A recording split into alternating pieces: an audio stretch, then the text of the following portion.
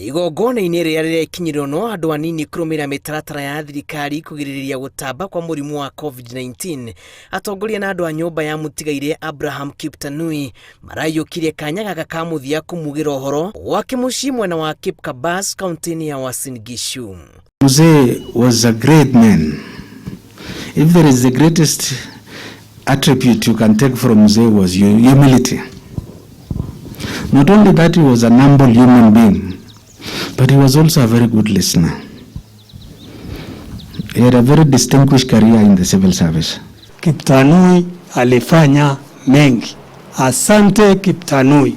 Nenda salama. Mungu awe nawe. Kiptanui anakorwo agĩtungata ta mürũgamíriri wa thingira wa iregi kwa ihinda iraya hĩndĩ ya wathani wa mũtigairĩ President Daniel Moi nginyagia rĩrĩa atigire wĩra mwaka wa 1996. I stand here as a member of the Kiptanui family, and I've come here to give my testament and confirmation on the life he lived so well. The citizens of this county profoundly remembers what Abraham Kiptanui did in terms of development, commitment to prospering this county. Schools have been mentioned, but more importantly, education.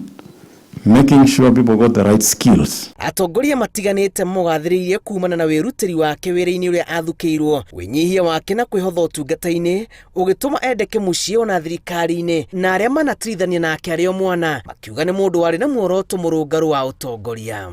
My friend Abraham Kiptanui, I have never called him by those names, but I'm doing it so that we all understand I'm talking about the same person. I just want to thank God for him and thank God for all of you and all the family, the children and the relatives, because our activities that we are talking about today started when we were in Sunday school. Kiptanui akuire kĩambĩrĩria-inĩ kĩa mweri ũyũ thibitarĩ-inĩ wa Nairobi kũrĩa akoretwo akĩrigitĩrwo kwa ihinda. Ngĩribotera Inooro TV, njĩtagwo Julius Kareithi wa Mũnene.